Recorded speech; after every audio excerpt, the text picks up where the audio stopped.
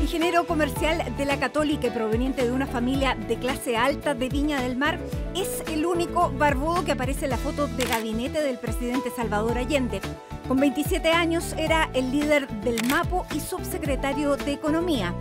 El mismo que estuvo a cargo de la expropiación de las empresas, el mismo que fue acusado de complotar con sus oficiales de la Armada para tomarse la institución y asesinar al alto mando. Por eso, su rostro barbudo apareció en la portada del Mercurio como uno de los 10 personajes más buscados por el nuevo régimen. Aún no sabe cómo, pero sobrevivió a todo. A la búsqueda de la que fue objeto, al exilio, al trabajo político durante la clandestinidad y a la cárcel poco antes de la llegada de la democracia. Al volver a Chile debió enfrentar el antiguo cargo de sedición contra la Armada, del que resultó absuelto por la unanimidad de la Corte Suprema, con el voto favorable incluso del entonces fiscal militar Fernando Torres Silva. Fue lo que le permitió reinsertarse en Chile junto a sus 3 hijas y su primera esposa, María Virginia Rodríguez, una de las fundadoras del MAPO. Atrás quedaba el exilio en Cuba y en Argentina, porque en 1988 se unió al PPD y al año siguiente al PS, donde estuvo 30 años. Junto al inicio de la democracia desplegó sus habilidades como economista. Entre el 90 y 93 fue presidente de Metro y luego se concentró en empresas privadas. Nunca más volvió a un cargo público. Solo entre 2006 y 2010 presidió la Fundación Chile, que en rigor tiene la mitad de capitales privados. Y en 2019, luego de publicar una cruda carta, renunció al Partido Socialista. Su visión crítica comenzó en el segundo gobierno de Michelle Bachelet. Nunca le gustó que su sector se uniera a la crítica de los 30 años del Frente Amplio. Menos le gustó el texto del primer intento constitucional. Fichó por el naciente partido de Amarillos y llamó a votar rechazo.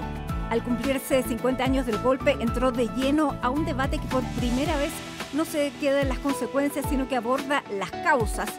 Es lo que contienen sus recién publicadas memorias, donde plantea que las responsabilidades del golpe fueron compartidas, dice, y que también estuvieron en quienes resultaron siendo las víctimas.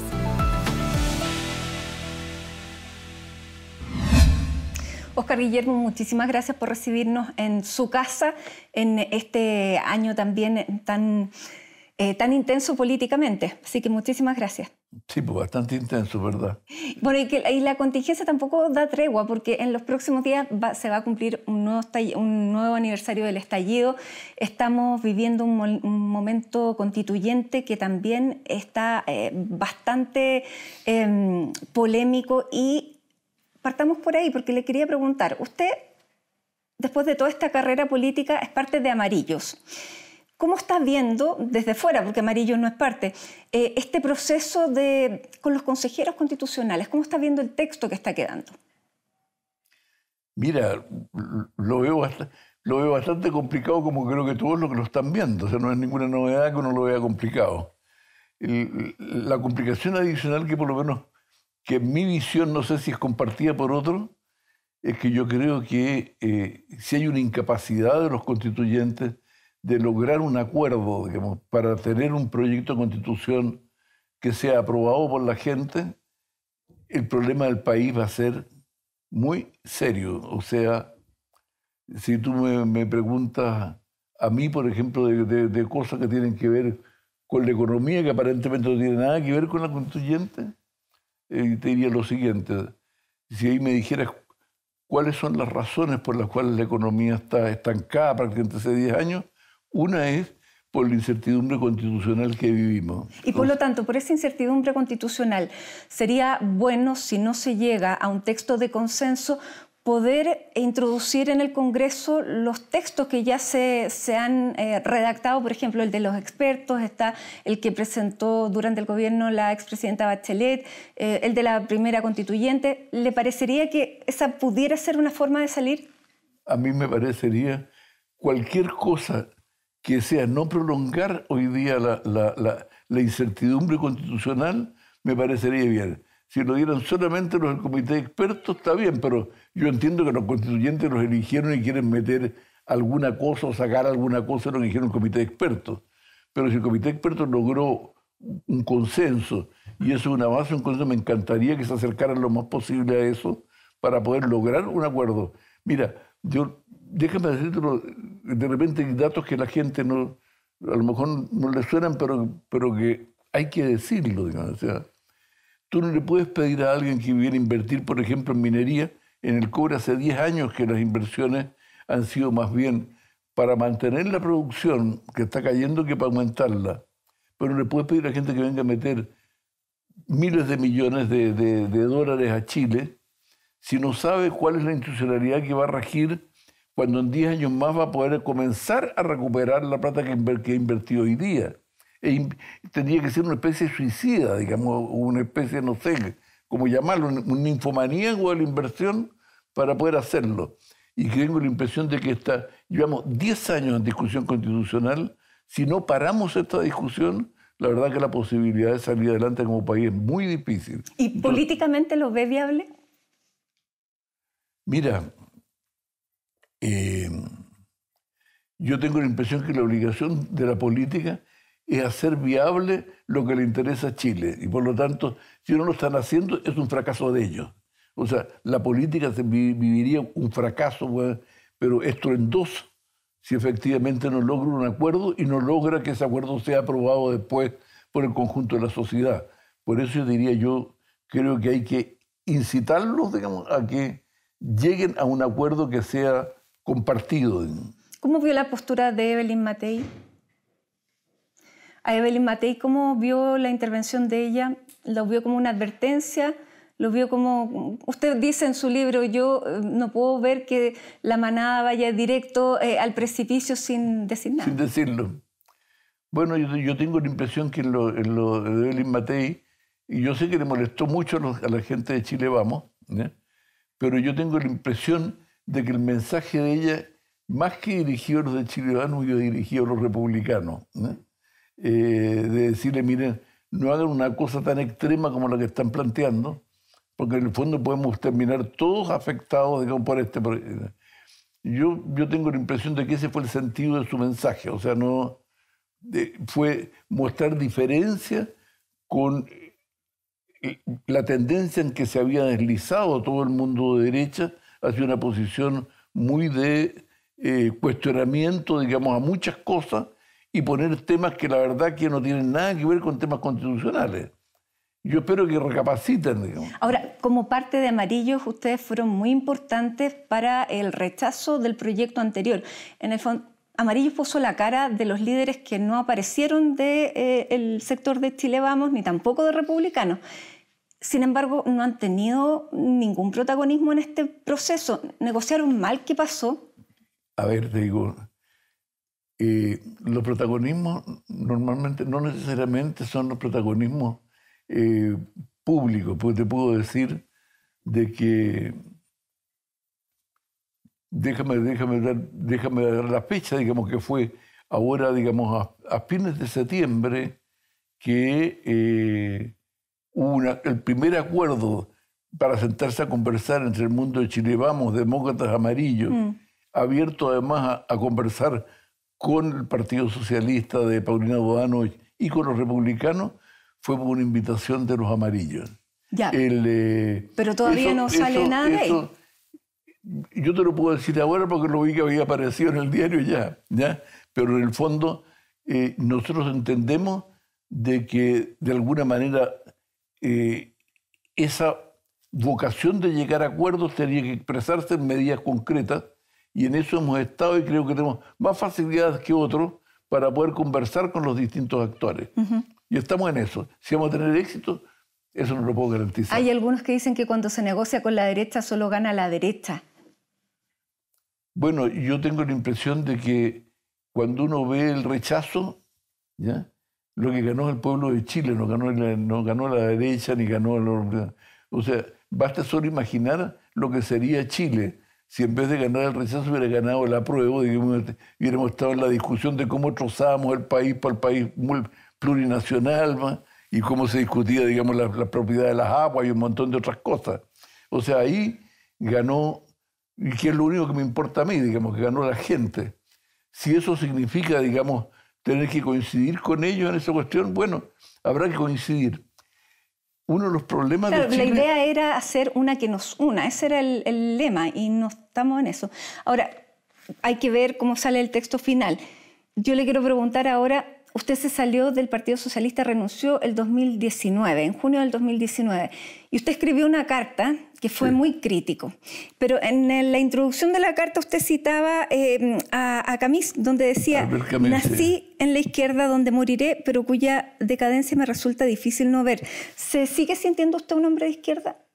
Yo creo que sí, de una izquierda, yo voy a decir cuál.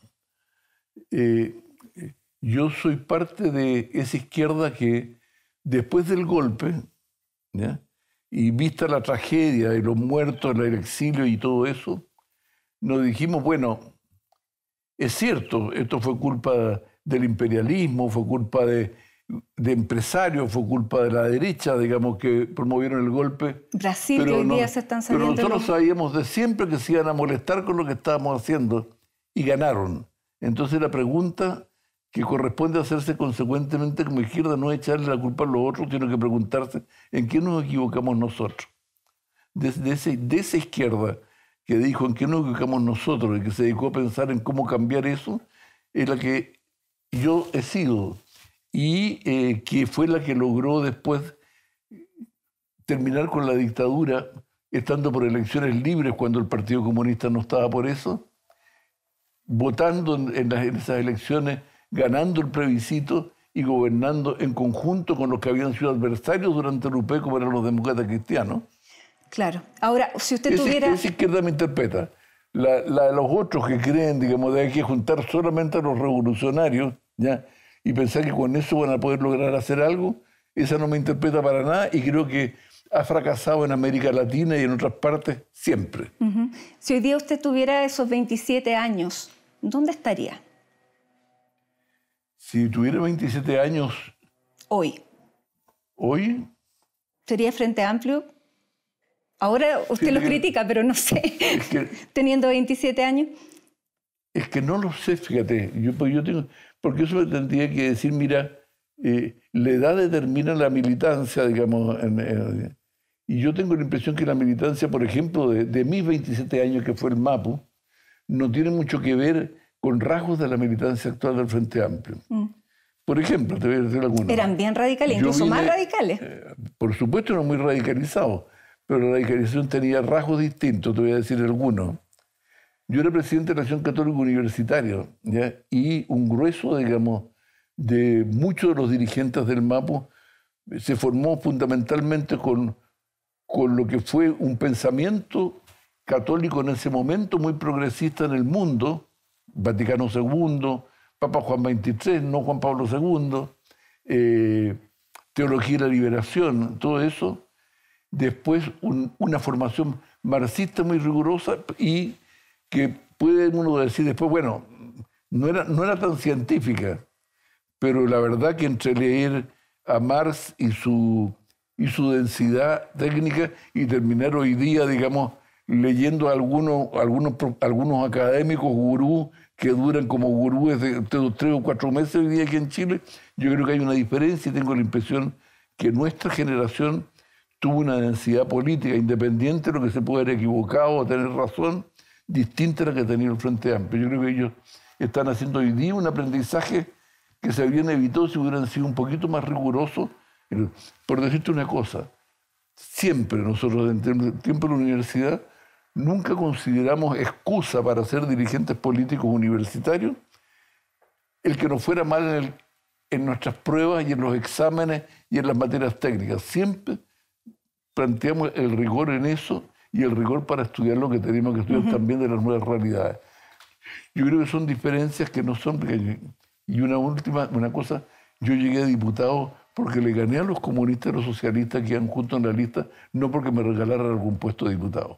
Sí, y eso son diferencias no menores con el Frente Amplio. Ya, y usted lo dice por alguien en particular.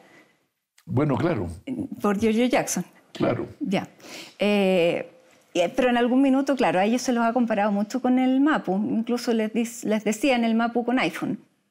Bueno, quizás porque han insistido, ha habido mucha esa comparación. que decían que el Frente Amplio era una especie de Mapo con iPhone. Tal cual. Yo te digo, no, la diferencia no es solamente el iPhone, creo que hay otras diferencias mayores que son las que ya te dije. Ya. Ahora, ustedes fueron bien radicales siendo Mapu. Usted en esa época, siendo economista, fue parte de la dirigencia de las estatizaciones de las empresas, que se llamaba la propiedad social en ese tiempo. Sí, claro. Y eso fue lo que comenzó a quebrar la economía. ¿Cuándo usted se da cuenta que ese no era el camino? ¿Después del golpe? Mira, yo te diría que el grueso, para ser sincero, fue cuando nos preguntamos en qué nos habíamos equivocado, que fue más bien después del golpe. ¿Ya? Pero te quiero decir un par de cosas que son bien importantes, ¿ya? en eso. Y es que no fue que hubo algunos, o sea, hubo más radicales que otros, ¿ya? Pero la radicalidad fue en el conjunto del UP en muchas cosas fundamentales. Por ejemplo, la Unidad Popular fue en la historia mundial el único caso de una coalición que llegó a gobernar por elecciones y que era predominantemente marxista-leninista.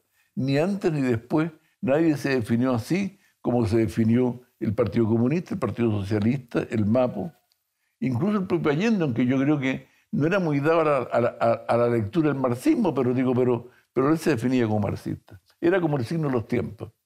Y el programa de la Unidad Popular era un programa muy radical y fue hecho por todas las direcciones políticas, o sea, un programa en el cual se notaba la nacionalización del cobre, del cobre, el carbón, del hierro, del yodo, de todos los minerales, todos los grandes monopolios industriales, todo el comercio, toda la banca, y al año 73, en reforma agraria, habían expropiadas más de 6 millones de hectáreas. Entonces uno dice, bueno, ese proyecto con un triunfo, digamos, con un 36% de los votos, ¿era un proyecto razonable o no? ¿Ya? Yo tengo la impresión, digamos, de que es una pregunta que después nos la contestamos, digamos, de que si queríamos efectivamente hacer una cosa así, lo que correspondía era unificar todas las vocaciones de cambio que había en la sociedad chilena en ese momento, que no eran solamente las del UP, sino que eran también las de la democracia cristiana. Pero la paradoja trágica de esa historia es que, habiendo una voluntad de cambio también en la democracia cristiana, el hecho que hubieran dos hizo que nos confrontáramos mucho más y que nos diferenciáramos mucho más. Y con ellos, la derecha era una especie de referente. Todos estábamos contra la derecha. Pero ¿y fue evitable el golpe? Pero el gran conflicto fue con la DC. ¿Fue evitable el golpe? Bueno, en la práctica no lo fue, pues entonces, ¿para qué? Me pregunto, la hipótesis que no... Claro que no ocurrieran, porque en el fondo es discutir abstracciones, digamos. Ya, esto no era una abstracción, a usted lo llamaron suboficiales de la Armada meses antes del golpe, sí, para advertirle que se venía un golpe. ¿Por qué no se escuchó esa advertencia?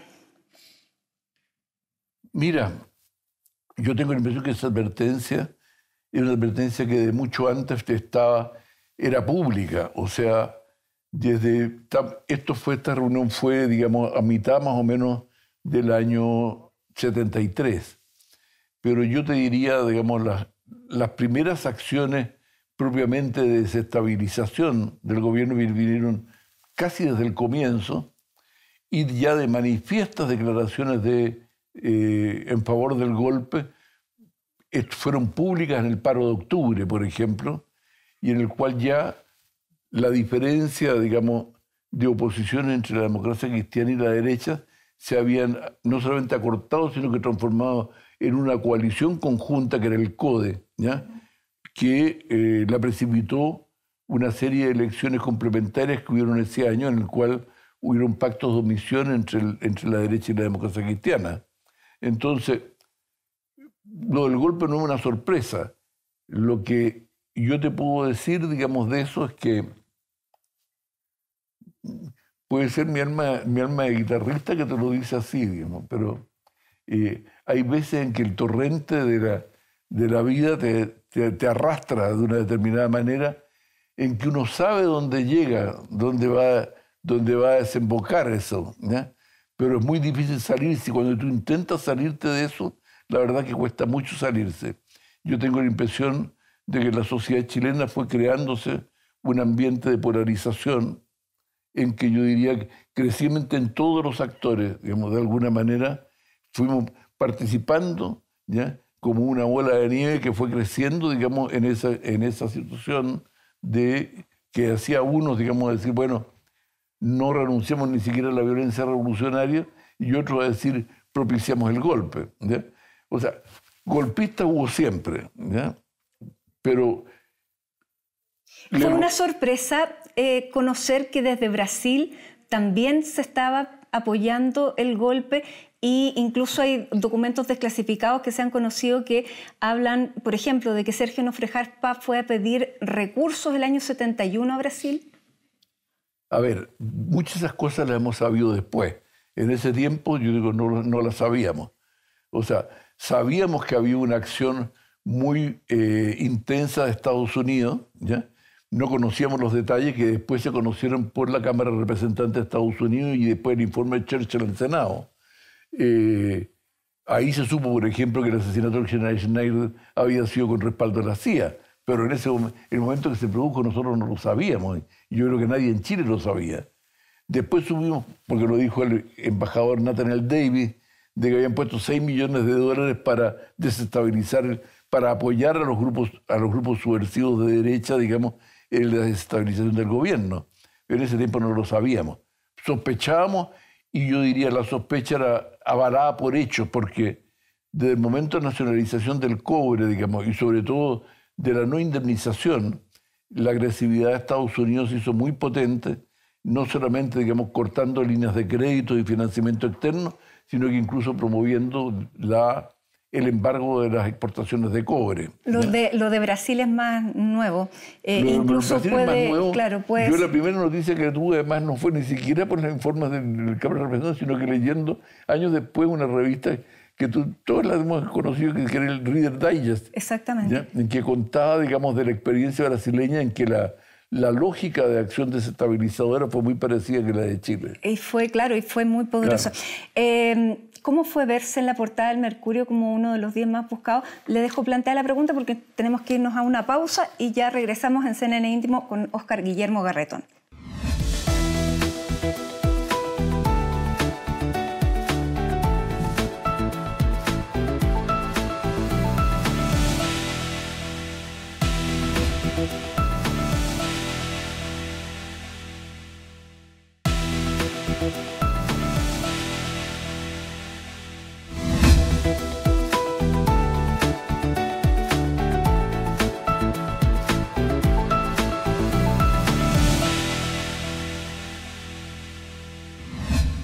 Estamos de regreso en CNN Íntimo junto a Óscar Guillermo Garretón y le había preguntado antes de irnos a la pausa, ¿qué fue verse en el Mercurio en septiembre, pocos días después del golpe, como uno de los 10 hombres más buscados cuando ya sabía lo que estaba pasando en las calles?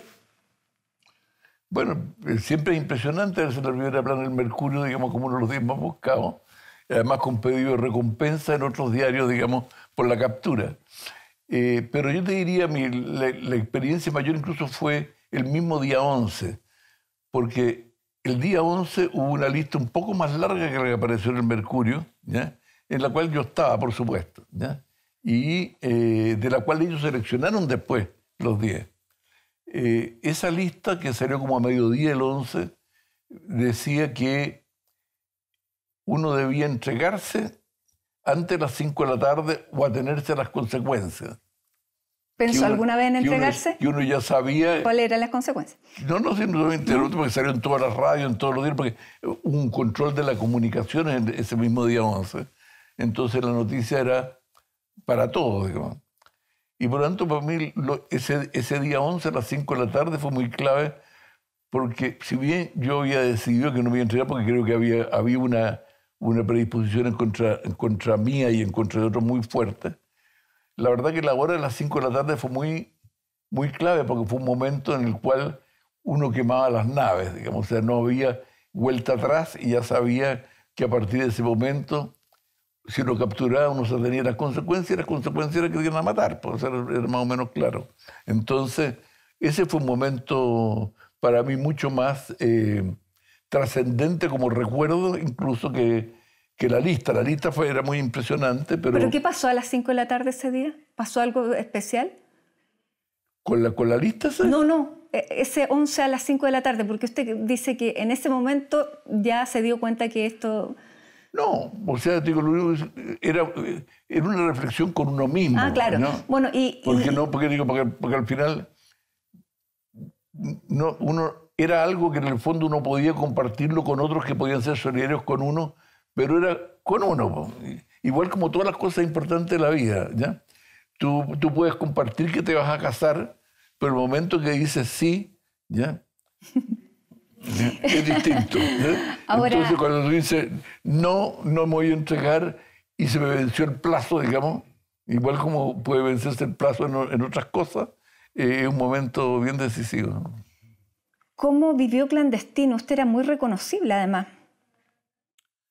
Bueno, primero yo te diría fue un clandestinaje bien precario, porque la verdad que todo lo que se decía que podía haber una resistencia, que venían tropas del sur, que se iba a dividir el ejército, se demostró en la práctica, digamos, que no era real. Y, por supuesto, nosotros nos separamos, la dirección del MAPU se reunió, yo me corté la barba, que me ayudó mucho a andar con barba, porque en el fondo después ya sin barba no me reconocían. Y allí anduve por las calles, lo cuento en mi libro que salió hace poco. Quien me acompañaba eran una persona con otra persona en la guata, digamos, que es la mujer de Carlos Montes, Gloria Cruz, ¿ya? Que estaba esperando guagua, digamos, a Javiera, su hija, que después fue subsecretaria de Turismo de la presidenta Bachelet. Y ella me acompañaba, digamos, en las poblaciones en la zona sur, en el primer tiempo. Eran momentos de mucho desconcierto, en los lugares donde llegábamos. La gente no sabía mucho qué hacer, se vivía mucha angustia, digo, porque se conocía recién la muerte de Allende. Su señora también me imagino que era buscada porque también era parte del MAPU. Sí, pero nosotros teníamos claro que en el momento, digamos, que si iba a haber el golpe, que ella se iba a otro lado con mis hijas, ¿ya? Y yo a otra parte, y que no nos veíamos hasta nuevo aviso, porque obvio, digamos, que uno de los caminos más evidentes, digamos, para encontrar a alguien que se quiere capturar es acercarse a la familia, ¿no? Entonces uno no podía estar en eso. Y de hecho te diría de las experiencias así traumáticas la primera fue con gente muy cercana, digamos. Y es que a muy poco andar, digamos, mataron a 2 personas que vivieron prácticamente conmigo los 3 años, que fue mi chofer y su hermano, que era mi guardaespaldas, digamos. Y ellos, por esos azares en que la ruleta dio vida y muerte para unos u otros, ¿ya?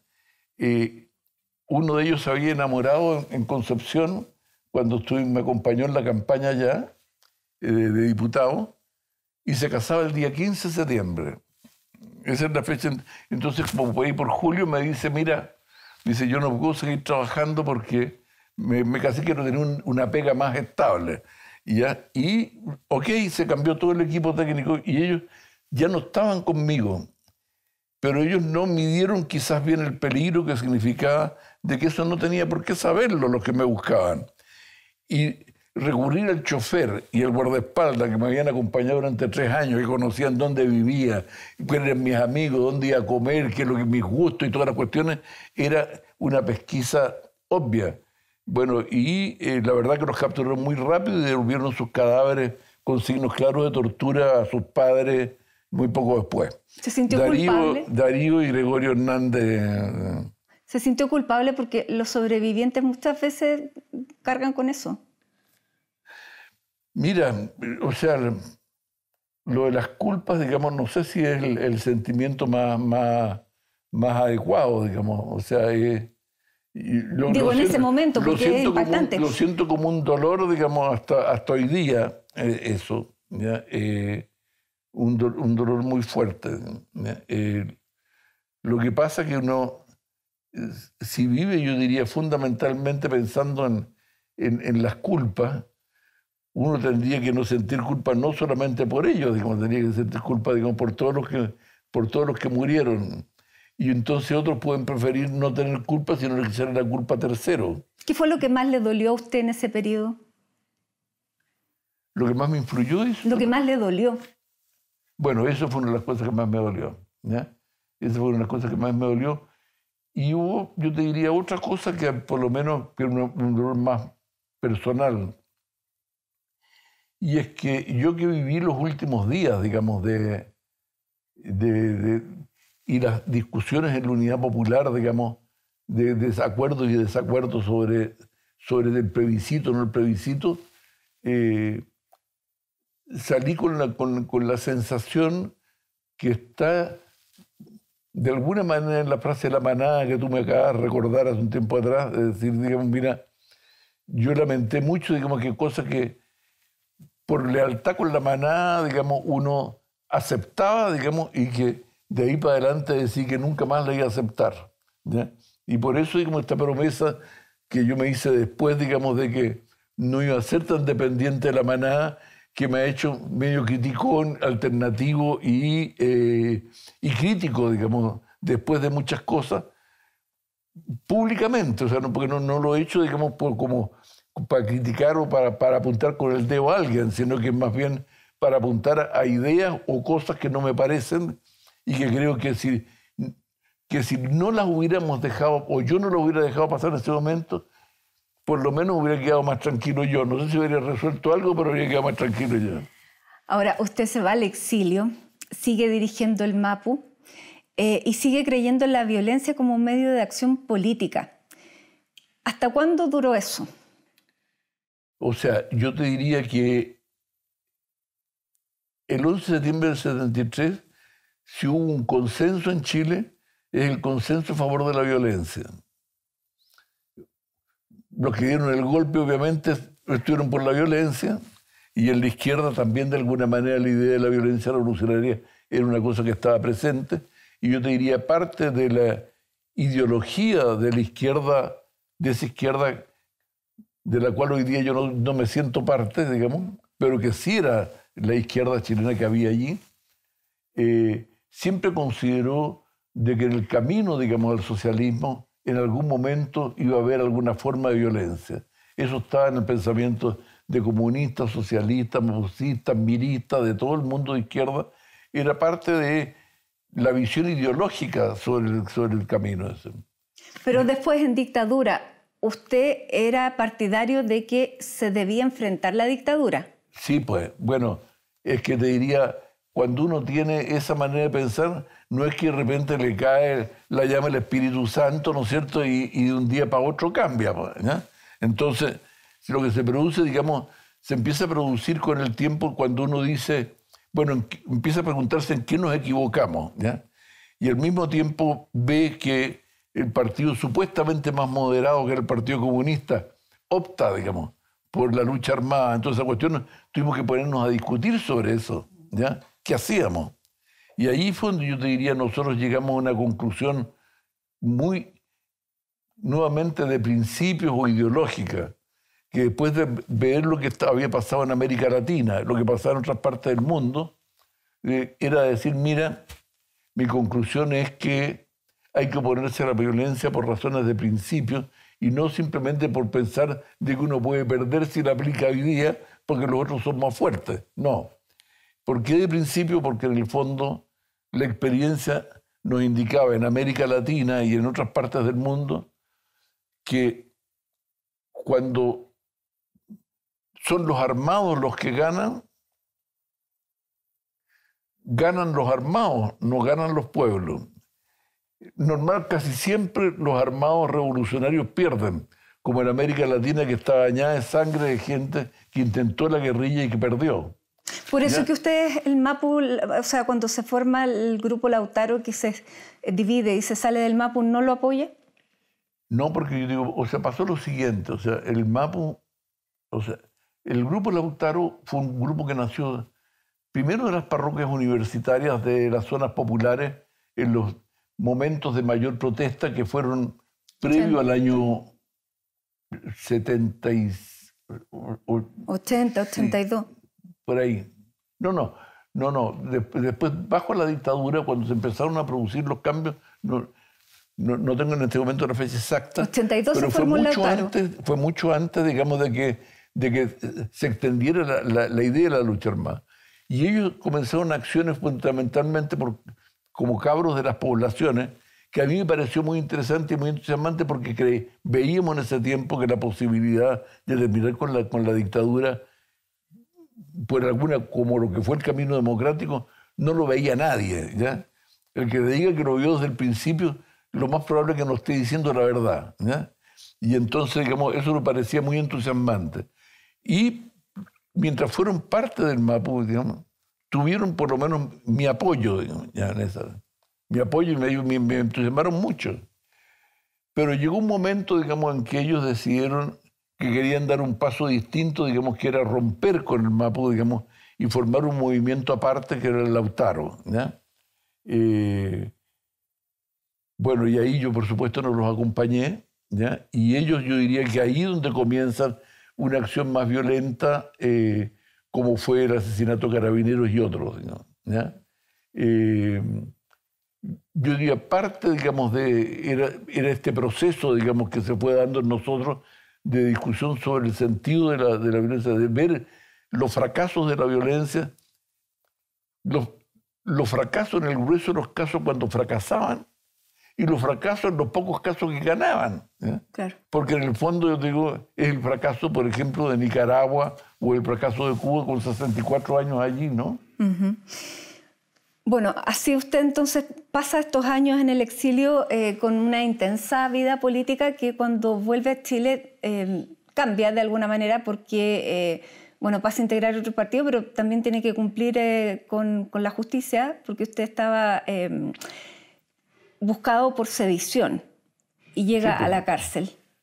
Pero sedición en la Marina, que fue un proceso muy significativo porque fue el proceso con el cual el almirante Merino, digamos, aglutinó al conjunto de la oficialidad de la Marina, incluso contra su comandante en jefe, que era Montero, planteando, digamos, de que había un proceso de sedición inspirado o promovido por Altamirano, por Miguel Enríquez y por mí, ¿ya?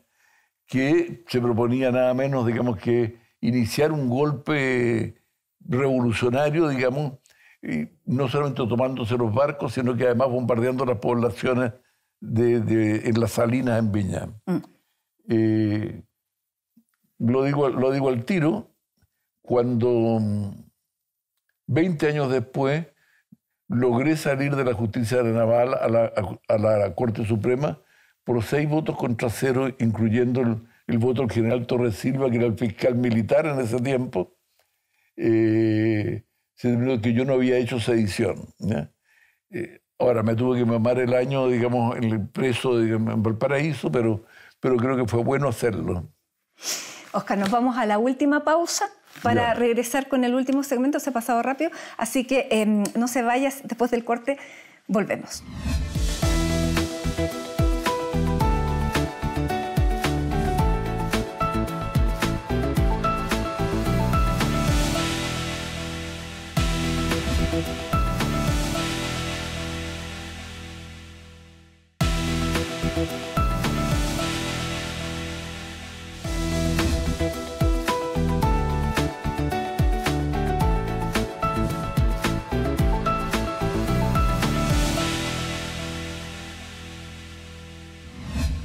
Estamos comenzando este último segmento junto a Óscar Guillermo Garretón en CNN Íntimo.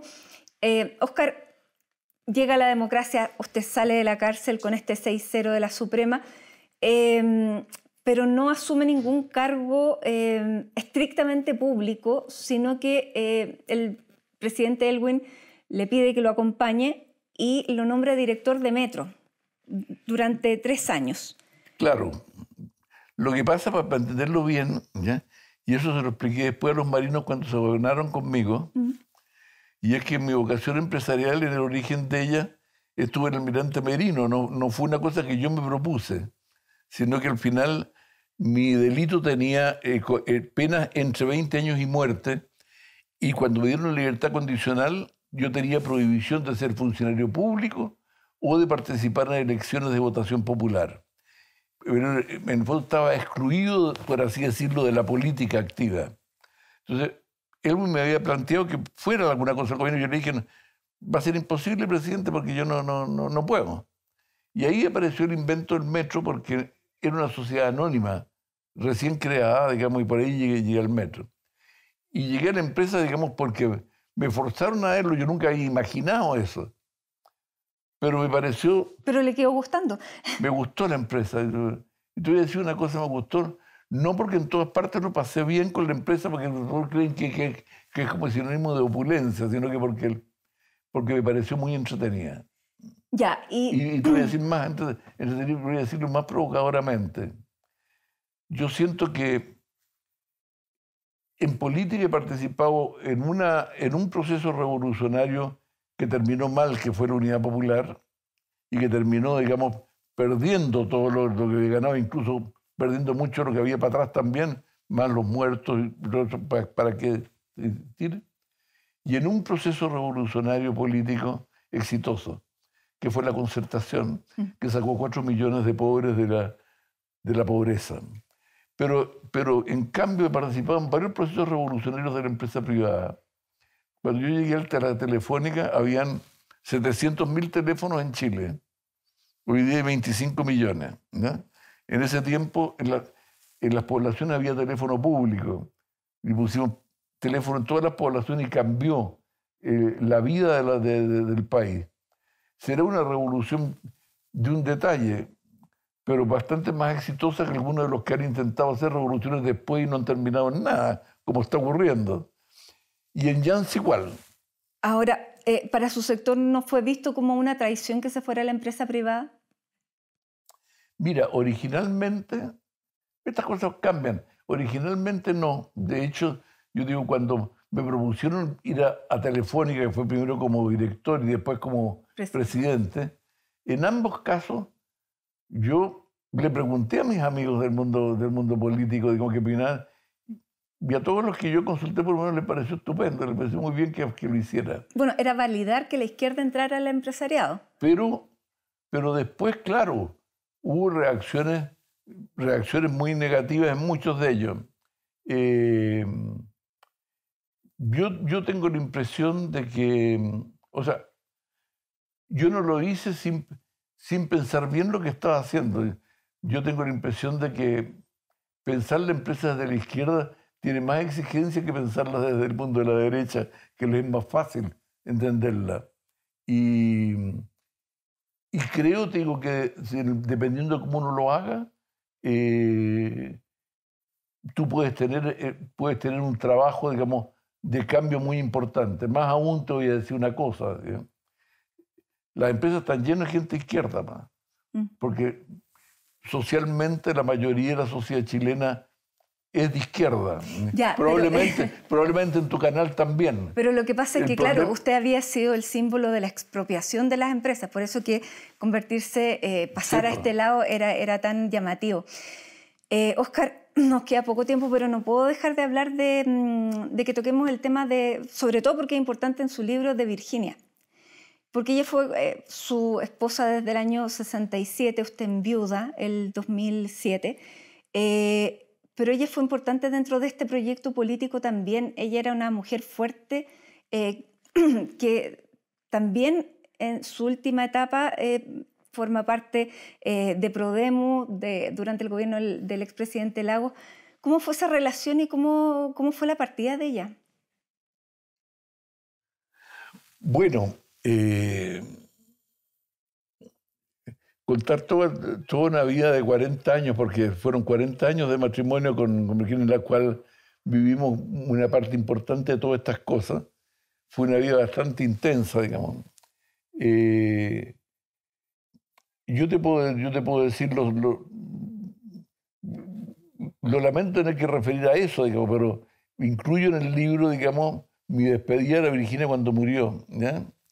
En la cual digo que quizás el hecho de poder haber vivido con ella 40 años es que porque viví con muchas mujeres yo, distintas, ¿ya? Porque ella ejerció muchos roles distintos. Viví con una dirigente estudiantil, con una directora de la Escuela de Trabajo Social, con una trabajadora social en organismos de iglesia. Viví con una dirigente clandestina en el exterior. Viví después con una cortadora de pollos cuando teníamos que vivir para sobrevivir en Argentina. Viví con la creadora de Sonrisa de mujer, digamos, en Prodemo. O sea, yo viví con muchas mujeres distintas, las cuales admiro todas, digamos. Y la verdad que mi relación con ella no, es una relación que no es en competencia, digamos, para nada con el caso de Pilar, digamos, sino que es muy admirable, digamos, y muy propia de ella. Pilar Vergara, que es su segunda mujer, que usted rehace la vida después de varios años de estar viudo, pero son las dos mujeres fuertes. Bueno, y después me tocó otra mujer fuerte que fue la que me impulsó majaderamente a que hiciera el libro, digamos, que acabo de sacar, si no lo habría hecho. Ahora, son las dos mujeres fuertes, pero muy distintas. Pilar nunca ha militado, pero tiene otra, digamos, viene de otro mundo y visión política. ¿Cómo ha sido entrar y combinar esos mundos? ¿O es el mundo de pertenencia donde usted viene? Es que te digo, yo no sé cómo es tu vida, digamos, pero en el caso mío, digamos, yo puedo tener acuerdos o desacuerdos no solamente en el tema de la política, sino que en muchas otras cosas. Me parece a mí entretenido tener alguien con quien conversar y discutir, digamos. Me aburriría enormemente no hacerlo. Y con Virginia puede haber sido ella de izquierda también, pero discutimos muchas veces muchas cosas. Normalmente ella era más radical que yo, ¿ya?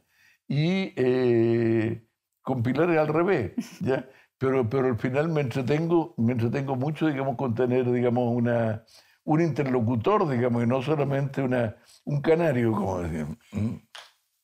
Y tienen que convivir también los dos mundos. ¿Cómo ve hoy al gobierno del presidente Gabriel Boric? ¿Cómo lo ve a él?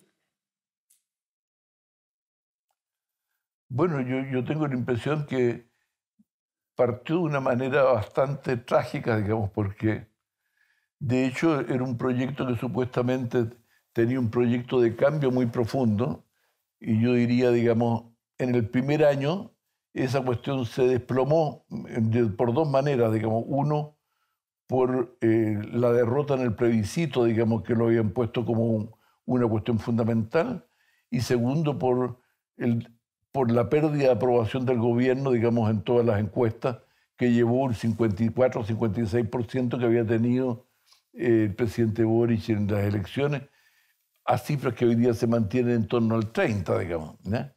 Entonces te diría, creo que es un proyecto muy frustrado.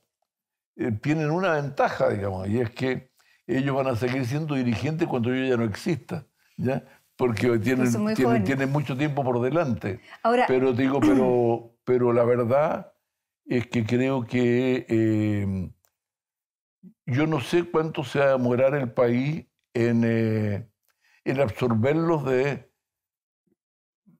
lo que la gente siente como daño o como decepción con lo que ha ocurrido, porque tenemos un país, digamos, que viene pasando por la decepción de la política desde hace más o menos unos 15 años.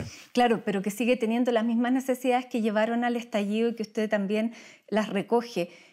¿Qué se hace en una coyuntura como esta, donde las necesidades siguen estando y en el loop que se culpan unos y otros no se avanza y el sistema político no da ninguna respuesta?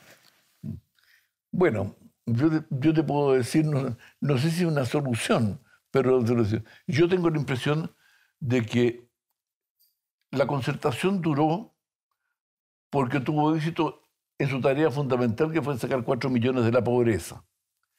Pero eso creó una clase media precaria, nueva. Y en responderle a las demandas de esa nueva realidad social que se llamó esa clase media dominante del cuadro, han fracasado al hilo la derecha, la izquierda tradicional y el Frente Amplio y la izquierda más nueva, todos han fracasado en darle respuesta. Yo tengo la impresión, puede ser mi experiencia y por algo la referencia amarilla, digamos, ¿no? Mi opción amarilla, y es que mi experiencia indica que solamente cuando tú construyes consensos y acuerdos a nivel de una sociedad para poder operar en conjunto es que tú puedes salir adelante. Mientras hay una sociedad polarizada, no tiene ninguna posibilidad de tener éxito porque siempre vas a estar peleando con el otro o viendo cómo le ganas al otro en esta cuestión. ¿Y Amarillo puede ser el articulador para las reformas que se necesitan? Estoy hablando de pensiones, del pacto tributario. No lo puedo garantizar. ¿Pero es la intención? No lo puedo garantizar, digo, pero por lo menos puedo intentarlo. O sea, te diría, yo tengo la impresión de que hay que intentar, es imperioso romper la lógica de polarización y para eso hay que juntarse en muchos espacios a conversar con gente. En el lanzamiento del libro yo metí gente de todos lados, digamos, al lanzamiento del libro está todo el arco político y todo el arco empresarial y todo el arco cultural que yo pude conseguir, digamos, presente allí. Hubo que colocar pantalla afuera, disposición de la gente a participar en conjunto ahí. En el tema del rechazo, sí la gente estuvo dispuesto a hacerlo, digamos, en esta cuestión. Y ahí hay un tema que es muy importante, digamos, y es que los mundos más de centro, tanto de centro derecha como de centro izquierda, son mundos castigados por las derechas y por los extremos y por la izquierda extrema. A los de centro izquierda se los acusan de traición si hacen alguna conversación con el mundo de derecha, y a los de derecha se les acusa de traición si es que hacen alguna movida, digamos, de cercanía con la izquierda. Yo creo que romper esa especie de dictat de los extremos, digamos, es muy importante porque hoy día yo tengo la impresión que las posibilidades de resolver el tema del país pasa por mucho. Yo no sé si los amarillos van a ser los que van a resolver eso. Si de repente se disuelven los amarillos y se forma una gran fuerza de centro, estupendo. Y si no se forma ninguna, sino que hay todos los partidos, pero se ponen de acuerdo a conversar entre ellos, como ocurrió en la concertación, entre la concertación y la oposición, en un clima de acuerdos, más que un clima de conflicto sin solución, yo creo que es posible intentarlo. ¿Está teniendo hoy un rol en eso como amarillo? ¿Usted? Es un rol menor, te digo, pero yo en el fondo hace mucho rato que le decía a mis compañeros de generación que nosotros habíamos tenido suficiente autoridad, poder y capacidad de hacer cosas durante demasiados años y ya estaba bueno que se encargaran otros de preocuparse el país. Nosotros estamos, o sea, yo no dejo de estar preocupado.